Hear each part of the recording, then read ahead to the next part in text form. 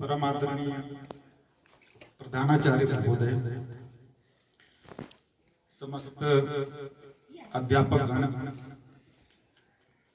बाहर से आए अनिल शर्मा जी और मोतीलाल शर्मा जी एवं सभी आगंतुक जिनके मैं नाम नहीं जानता एवं प्यारे बच्चों, आप सभी को मुंज एसएन शर्मा का अभिवादन स्वीकार करें।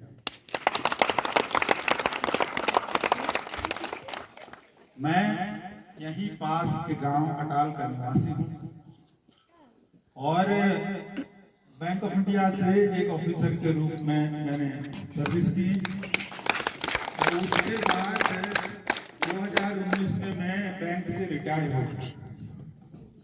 रिटायरमेंट के समय मुझको मेरा एक मीटिंग था यहाँ, ये बाबा रामदेव जी के जो आचार्य बालकृष्ण जी है, इनके साथ बॉम्बे से एक फोन आया कि पतंजलि को एक कार्ड लॉन्च करना है। तो उस कार्ड के लिए मुझे मीटिंग के लिए उनके पास जाना था। तो वो कार्ड हमारे लिए लगभग 121 रुपए का पड़ रहा था। तो मुझे बॉम्बे से बताया गया कि आप जाइए उनसे मीटिंग कीजिए, अगर वो उसको 111 रुपए में भी ले लेंगे तो आप सौदा करके आ जाएंगे। तो मैं गया तो बालकृष्ण जी से हमारी अक्रॉस द टेबल मीटिंग चल रही थी। तो उन्होंने शुरुआत की कि क्या आप इसको 49 में देंगे। 49 में वो कार्ड कैसे दे सकते थे, क्योंकि मेरा तो बार्गेनिंग का भी मतलब पूरा चीज खत्म हो चुकी थी। तो मैंने उनसे कहा, मैंने कहा क्या आप अंग्रेजी पढ़ लेते हैं। तो वो थोड़ा सटपटाए तो बोले कि हाँ पढ़ लेते हैं। मैंने कहा मुझे तो नहीं लगता। बोले क्यों नहीं लगता। मैंने कहा इसलिए नहीं लगता कि ये सौदा तो हो नहीं सकता, हम आपको कार्ड नहीं देंगे। लेकिन मुझे इस बात की खुशी है कि मैं हिंदुस्तान के बहुत बड़े धन कुबेर के सामने अक्रॉस द टेबल बात कर रहा हूं। आपको मैंने कहा अपनी वैल्यू पता ही नहीं। आपने मैंने कहा अंग्रेजी के बारे में मैंने इसलिए बात किया है कि एक फोर्स मैगजीन आती है, उसमें एक आर्टिकल छपा था कि बिल गेट्स का जब $1000 गिरता है तो उसको उठाते नहीं, क्योंकि जितनी देर में उठाएगा उतनी देर में उसका उससे ज्यादा नुकसान हो जाता है। तो मैंने कहा आप तो भिंडी बाजार की तरफ बार्गेनिंग करने में लगे हुए हैं, जबकि आप भी बिल गेट्स से कम नहीं हिंदुस्तान के लिए।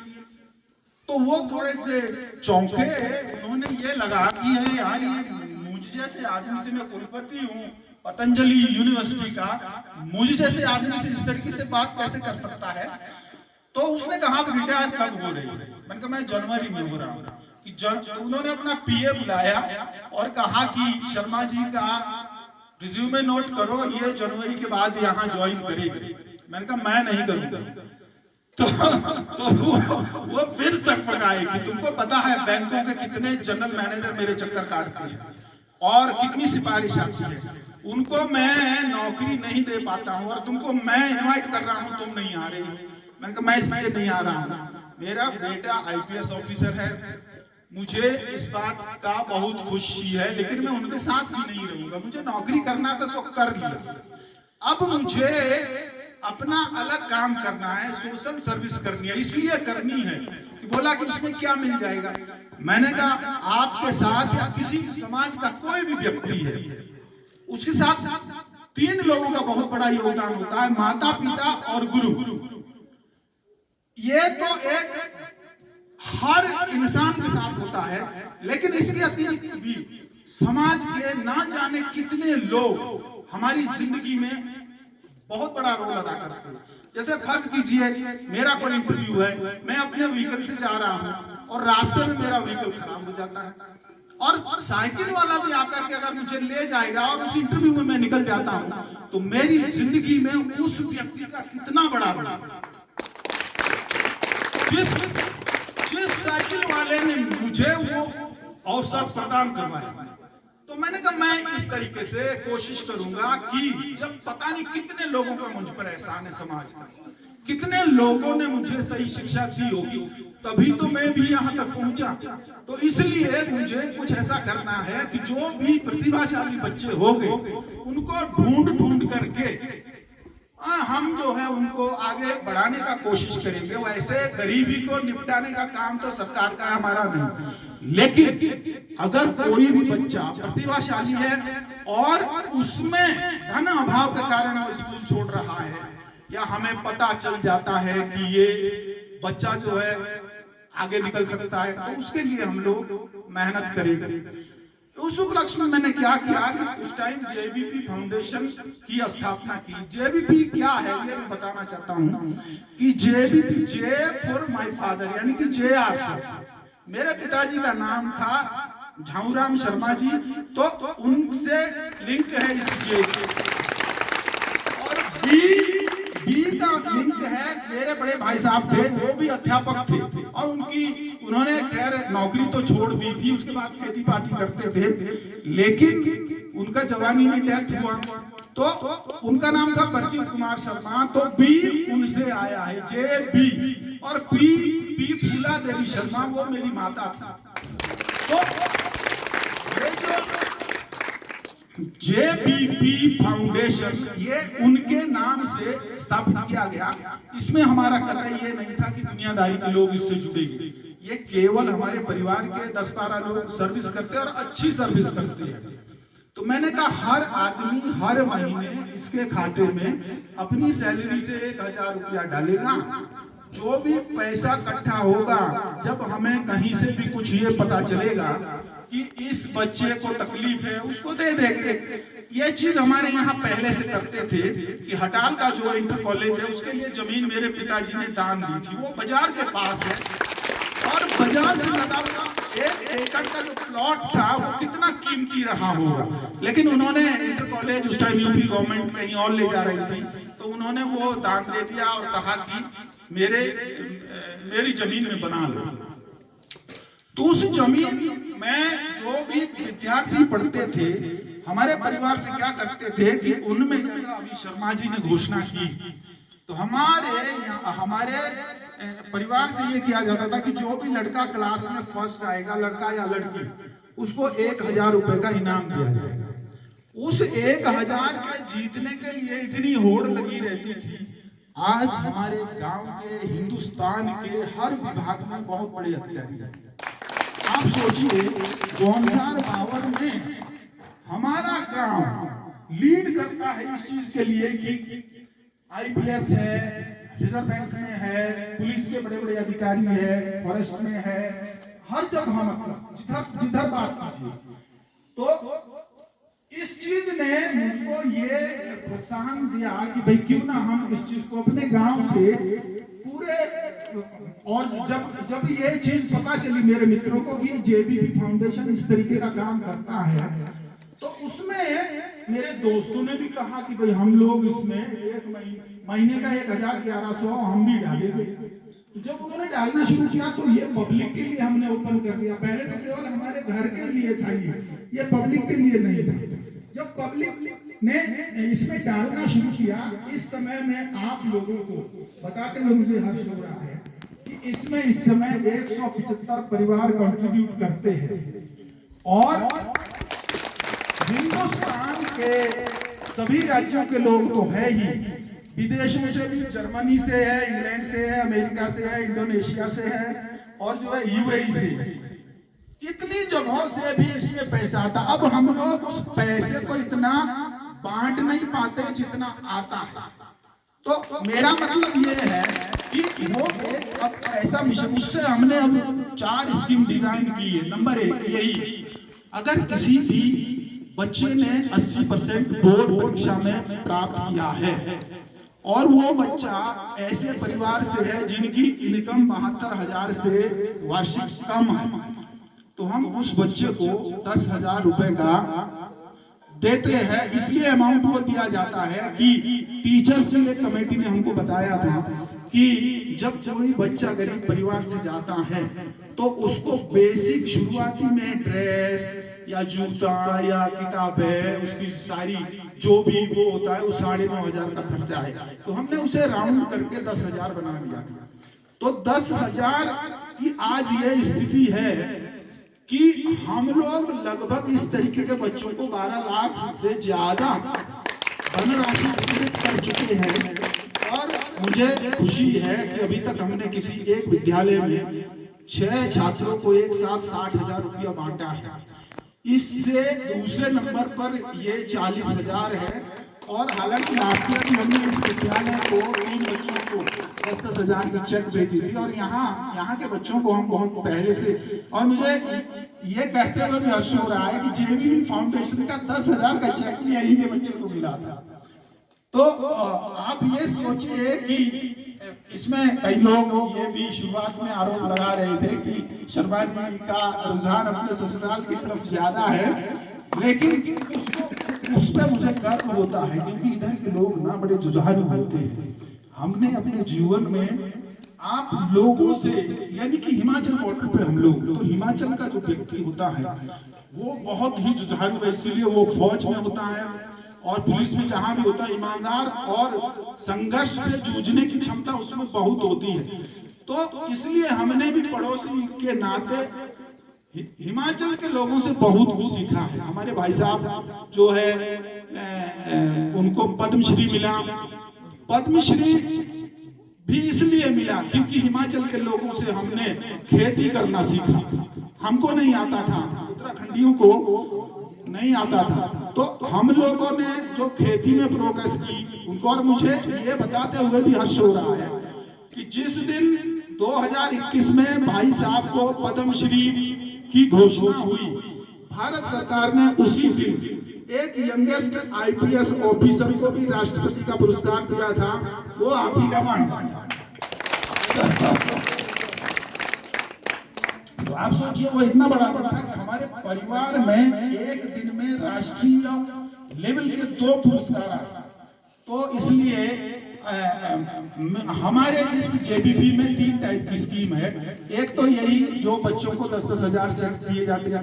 दूसरा वो है कि जो भी क्लास टॉपर होता है उसको 1100 की चेक हम देते हैं हर साल। इस साल जो है लगभग 20-22 विद्यालय की एप्लीकेशन आ चुकी है। तो हम लोग इस जेबीपी फाउंडेशन की स्थापना के दिन ये चेक वितरित करेंगे। ये चेक वितरित करेंगे। और तीसरा जो हमारा स्कीम है वो ये स्कीम रहता है कि हमने देखा कि पिछली बार में यही मुडोचली आया था। तो एक जगह मैंने सुना कि उन्होंने अपने बच्चे को कहीं इंटरव्यू के लिए भेजा और जो है वो जाने के लिए आने के लिए वो खर्चे से परेशान था, लेकिन फिर भी वो गया, उसका तब भी सिलेक्शन नहीं हुआ। तो हमने एक स्कीम डिजाइन की है, अगर कोई बच्चा इंटरव्यू देने भी जा रहा है और वो गरीब परिवार से रिलेटेड, उनके पास पैसे नहीं है, अगर वो हमें प्रूफ दे देता है कि उसका इंटरव्यू है या लिखित परीक्षा है किसी भी स्टेट में, उसका हम तुरंत जितना आने जाने का खर्चा और रुकने का खर्चा है तुरंत उतना पैसा उसके खाते में डाल देते हैं। ये एक तीसरी स्कीम है। और चौथी स्कीम एक ये है, जिन बच्चों के माँ बाप यानी कि कमाने वाला परिवार से उसकी डेथ हो चुकी है और बच्चा पढ़ना चाहता है, उन बच्चों को भी हम 10,000 का चेक देते हैं। क्यों? क्योंकि उसका परसेंटेज से कोई लिंक नहीं है। जैसे इसमें हम परसेंटेज मांगते हैं, गरीब परिवार का बच्चा जो ब्रिलियंट होगा उसी को देते हैं।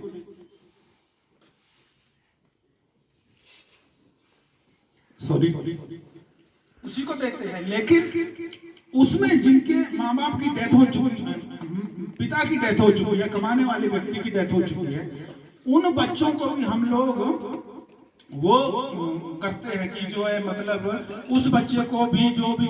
और तो और उसमें ऐसे भी लोग हैं, शर्मा जी ने कहा 2 लड़कियां, मैं आपको एक एग्जांपल दूं, उत्तरकाशी की 2 लड़कियां थी, वो पढ़ने वाली थी, तेज थी, उनके पिता की डेथ हो गई। तो हमने उनको जो है जब 10,000 की चेक भेजी तो हमारे ग्रुप में एक पूना की ऑफिसर थी, उसने कहा मैं इनमें से एक लड़की को अडॉप्ट करना चाहती हूँ और वो उसके लिए 15,000 भेजना उसने चालू किया। तो कहने का मतलब ये है कि जैसे आप देखिए, जब भी हम ऐसे फंक्शन करते हैं, कुछ महानुभाव ऐसे मिल जाते हैं, जैसे शर्मा जी ने अभी जो ये घोषणा की है 22,000 रुपए, ये बहुत बड़ी रकम हुआ करती है। हम लोग को इसलिए दे पाते हैं क्योंकि दुनिया भर का पैसा आ रहा है। मैं इसके पीछे मेरा एक लॉजिक था कि अगर एक आदमी जो नौकरी करता है, वो उस नौकरी में जो भी वो कमाता, चाहे नौकरी करता है या व्यापार करता है, उसकी उस सफलता में समाज के हर व्यक्ति का योगदान है। और उसको अगर 1 लाख रुपए तनख्वाह मिलती है, मान लीजिए एग्जाम्पल दिया मैंने, 1 लाख तनख्वाह मिलती है, उस 1 लाख से अगर वो 1,000 रुपए जेबीपी फाउंडेशन में भेजता है, तो इसका मतलब है 1% उसने सैक्रिफाइस किया।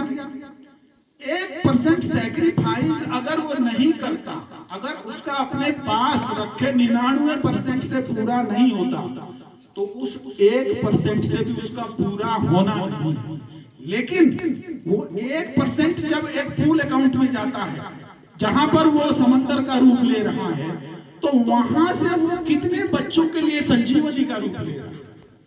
तो मेरी एक तो ये प्रार्थना है आप लोगों से, आप लोग इसका एक YouTube चैनल है, हमको उसे मोनेटाइज नहीं करना, लेकिन आप लोग इसलिए उसे सब्सक्राइब करें क्योंकि बच्चों को पता चले कि ऐसे ऐसे बच्चों के उसमें वीडियो रहते हैं।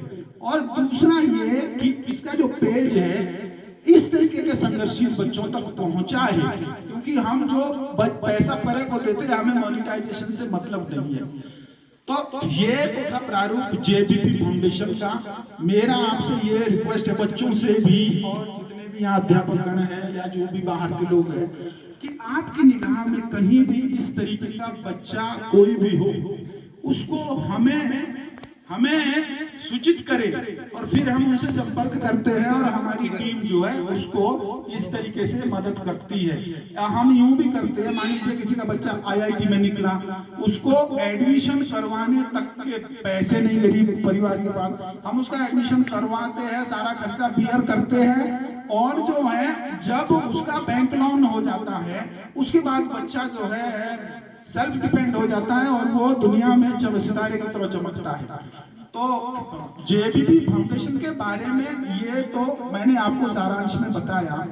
दूसरा मैं आप लोगों से एक चीज बताना चाहूंगा कि जीवन में आप लोग हमारे देश की मानवीय संपदा है, जो कल के आप ही में से प्रधानमंत्री हो सकता है, देश का प्रमुख सचिव हो सकता है, जिले का जिलाधिकारी हो सकता है, कुछ भी हो सकता है। अगर आप लोग सिंसियरिटी से किताब से पढ़ोगे, तो जो लोग ये जुगाड़बाज होते हैं ना, उसके लिए दुनिया में अवसर नहीं होता। अगर कोई भी IAS का भी आप कंपटीशन देंगे ना, आएगा तो किताब से ही आएगा, और किताब से जब आएगा तो आप उसको हल कर लोगे। तो अगर आप IAS बन जाते हैं, IPS बन जाते हैं, मुझे हैरानी होती है, मैं बेटे के साथ कई बार पार्टियों में जाता हूँ, उनकी पावर, उनका लेवल देख करके लगता है कि आजकल के वो राजा लोग हैं। तो आप लोग जो है, आप लोग भी वो प्रतिष्ठा प्राप्त कर सकते हैं। क्यों? केवल पढ़ाई करना है ना, किताब जितनी है उसको पढ़ करके खत्म करना है ना।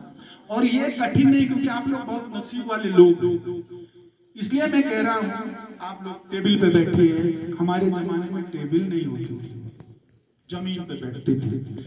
आप लोगों को लाइट है, हमारे जमाने में मिट्टी तेल से पढ़ाई की जाती थी। मिट्टी तेल की बोतल भी अगर दुकान से मिली तो बहुत बड़ा सौभाग्य मानते थे। और इससे भी सबसे बड़ी जो बात है, मैं आप लोगों को थोड़ा सा आपको ये बताना चाहता हूँ कि मैंने जिंदगी में आपकी तरह ये पढ़ाई नहीं की। मैंने 20 साल तक किसी स्कूल का मुंह नहीं देखा। मुझे घर में पढ़ाई, बड़े भाई साहब जो टीचर थे, उन्होंने अध्यापक का पोस्ट छोड़ दिया था। हमारे अटाल में उस टाइम विद्यालय भी नहीं था। जब पिताजी वहां आए तो हमको एंट्री नहीं मिली स्कूल में। और खेती करते थे, डंगर चुगाते थे, बकरियां चुगाते थे, और जो है जंगल में वो जो घर में भाई साहब ने पढ़ाया उस जंगल में बकरियों के पास पढ़ाई करते थे। आप ये सोचिए कि एक दिन क्या होता है, देखिए कैसे अवसर आपके पास आता है कि मैं गोबर ढो रहा हूं एक खेत, और तब तक मैं कितने साल का हूं, 19 साल का, 19 साल का, और विद्यालय का मुझे नहीं देखा है। तो 19 साल का हूं तो तब तक वहां पर 8वीं का स्कूल खुला। मैंने पढ़ा था किताब में कि भाई जो अध्यापक होता है ना, गुरु गोविंद दो खड़े काके लागू पाए, बलियारी गुरु आपनो गोविंद ये बताया। तो मुझे ये था कि जो अध्यापक होता है ना वो रास्ता बताता है, उसका रुतबा ना भगवान से भी बड़ा। इस लाइन का मतलब ये है कि जो गुरु होता है ना उसका रुतबा भगवान से बड़ा। तो मैं वहां जाकर के उनको गुरुजी को नमस्ते किया। वो अध्यापक थे मिडिल स्कूल, यानी कि जूनियर हाई स्कूल खुला। वहाँ एक लड़का, हमारे ही गांव का एक चाचा लगता था, 8वीं में पढ़ता था। तो उसकी किताब मैंने उठाई अंग्रेजी की और पढ़ने लगा। तो उसने कहा कि आपने इंटर कहाँ से किया? मैंने कहा सर मैं पढ़ा लिखा नहीं। तो उसे विश्वास नहीं हुआ कि अगर ये पढ़ा लिखा नहीं तो अंग्रेजी कैसे पढ़ रहा भाई। तो वो जो रामलाल चाचा बैठे थे उन्होंने कहा कि हाँ सर ये पढ़ा लिखा नहीं। तो उसको बड़ा दुख हुआ। तो मेरी आदत थी, हमारे घर से कोई पढ़ता नहीं था, लेकिन मैं अध्यापकों को ना, जिस दिन हमारे घर में जून कहते हैं उसको जैसे सिड्डू बना दिए या मीट बना, तो टीचरों को बुलाने में चला जाता था। पता नहीं मुझे क्यों लगता था कि टीचर जो है भगवान से बड़ा होता है। तो आप ये सोचिए कि मैं टीचरों को बुलाने गया, उनके लिए वो घर में खाना बना। तो उन हेडमास्टर साहब ने एक प्रस्ताव रखा पिताजी से कि ये लड़का आपका बड़ा टैलेंटेड है, आप इसको 10वीं का एग्जाम दिलाओ। तो उन्होंने कहा 10वीं का कैसे देगा, ये तो 5वीं भी नहीं 8वीं भी नहीं है, ये तो स्कूल ही नहीं है, कैसे देगा। तो उसने कहा कि यूपी गवर्नमेंट में इस साल एक स्कीम निकाली है, आप एफिडेविट बनाइए और विद्यालय में प्राइवेट एग्जाम दे दीजिए, मैं इनको देहरादून ले जाता हूं, मैं एफिडेविट बना दूंगा। तो वो मुझे देहरादून ले गए और मेरा एफिडेविट बना दिया। जब मैंने उस साल फार्म भरा तो उस दौर में किसी भी विद्यालय में फर्स्ट डिवीजन तो गिनी चुनी होती थी, एक दो लड़का अगर आया। लेकिन मैंने जब वो एग्जाम क्लियर किया तो 47 मार्क्स के साथ। तो मतलब यार बड़ी घटना थी वो, और इतनी बड़ी घटना थी कि आज तक मैं पूरे हिंदुस्तान में बैंकिंग में जब मैंने जॉब किया तो मैं कुछ ऐसी ब्रांच में भी रहा, जैसे मैं मिड कॉर्पोरेट अंधेरी में था मुंबई में चीफ मैनेजर। तो वहां पर जो हम सबसे गरीब का लोन करते थे वो 25 करोड़ का होता था, और जो सबसे बड़ा लोन करते थे वो 100 करोड़ का होता था। तो आप ये सोचिए जीटीबी और ये एयर इंडिया ये हमारे ग्राहक होते थे, आम आदमी नहीं होता था। फिर उसके बाद मेरा ट्रांसफर होता है सीड्स ब्रांच में। वहां ये भी धंधा नहीं था। वहां क्या होता था कि मुझे डेली 40 किलो सोना बेचना पड़ता था, और वो सोना आता कहां से था? साउथ अफ्रीका से, जहाज से। और जो है उसके ग्राहक थे उसी के अंदर ना, उनके कारखाने थे सोने के, गहने के बनाने के, और डेली उसमें 40 किलो सोने की खपत थी। तो आप ये सोचिए कि मुझ जैसा बकरी, मैं ये इसलिए कह रहा हूं, मैं ये डींग नहीं मार रहा, इसलिए कह रहा हूं जो आदमी जंगल चुगाता था, जो आदमी बकरी चुगाता था 20 साल तक, वो आदमी जीटीबी के मालिक से बात कर रहा है, नेगोशिएशन कर रहा है, उसका प्रपोजल 100 करोड़ का, उसमें दस्तखत कर रहा है, 100 करोड़ का लोन हो रहा है। और ये चंद्रयान जो ऊपर गया, जो पहले चंद्रयान गया, जो इसके पुर्जों की फैक्ट्रियां होती थी उसमें हम विजिट करते थे। आप सोचिए कि कितने बड़े अवसर प्राप्त हुए। पूरे हिंदुस्तान में जहाज की यात्रा करते करते हम लोग थक गए थे कि कब तक करेंगे। ऐसा क्यों हुआ? क्योंकि किताबों ने हमको जब 10वीं पास कर ली ना, तो उसके बाद पीछे मुड़ के नहीं देखा। मैं हिंदुस्तान का पहला व्यक्ति हूं जिसने 6 साल में पोस्ट ग्रेजुएशन किया, और उसके बाद पहले अटेम्प्ट में बैंक में चला गया,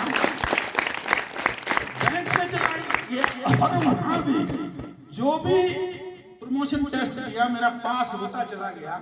और फिर मैं देहरादून में रिटायर हुआ डिप्टी जोनल मैनेजर के रूप में, और ये उत्तराखंड की सिंगल पोस्ट थी। और यही नहीं, वेस्टर्न यूपी और उत्तराखंड का मैं रिजर्व बैंक का नोडल ऑफिसर भी था, ओम्बड्समैन का। आप ये सोचिए, मैं ये इसलिए कह रहा हूँ ना कि आपको पढ़ाई से क्या कुछ नहीं मिलता। आप लोग गंभीरता से अपने गुरुजनों का आपको इतना आदर करना पड़ेगा। वो एक भक्ति है जो कि आपके अंदर ना वो ताकत प्रदान करेगी जिससे कि आपके लिए ये अवसर आते हैं। अवसर जैसे मैंने बताया, वो टीचर मेरे पास अवसर के रूप में आया ना, तो मैंने वो अवसर ग्रैब किया और उसके बाद कहां कभी सोच सकते थे मेरा बेटा आईपीएस बनेगा।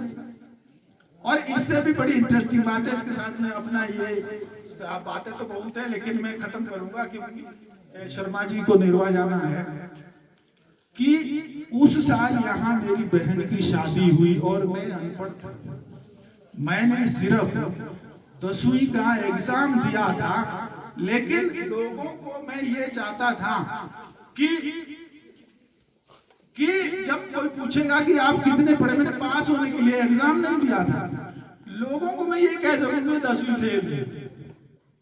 मेरे को अनपढ़ कहना ना अजीब लगता था, तो मैं ये चाहता था कि मैं लोगों को ये कहूं कि मैं 10वीं फेल हूं। और जब यहाँ भी आया तो मुझे इनके फादर ने पूछा, ये मोतीलाल जी के फादर ने पूछा कि आप भाई साहब से पूछा कि लड़का आपका पढ़ता है? कि पढ़ता नहीं है, इसने इस साल 10वीं का एग्जाम दिया है। तो उन्होंने भी झूठ नहीं बोला, 10वीं का एग्जाम दिया है, यानी कि उन्होंने सोचा कि पढ़ता होगा। उसी चक्कर में मेरा यहाँ रिश्ता हो गया। लेकिन अगर ये सोचते हैं कि ये तो पढ़ता ही नहीं क्योंकि ये इलाका को मैं जानता हूँ ना, यहाँ पर कम से कम पढ़े लिखे लोग हैं और पढ़े लिखों को पसंद करते हैं। अब अगर ये बता देते बकरी चुगाता है तो मेरी तो शादी नहीं हो सकती थी। तो अब जब लक देखिए मैं पास हो गया, उसके बाद शादी करने वाले थे घर वाले, तो मैंने जिससे मेरी शादी उसको एक चिट्ठी लिखी कि आप मना कर देना अभी शादी करने को, जब मैं जिंदगी में कुछ बन जाऊं उसके बाद शादी करेंगे। तो मैंने 85 में मेरी नौकरी लगी और जो है 2 साल मैंने 1 साल पीसीएस की तैयारी की, 1 साल आईएएस की, और चूंकि उसमें हुआ नहीं, व्यस्त जिंदगी हो गई थी बैंक में, तो उसके बाद मैंने सन 87 में शादी कर ली और आज मैं आपका दामाद हूँ। मेरे बच्चों के आप मावड़े हैं। धन्यवाद।